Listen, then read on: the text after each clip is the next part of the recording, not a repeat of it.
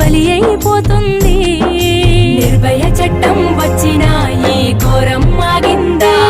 Shooted site order ఇచ్చిన ఈ భారం తగ్గిందా?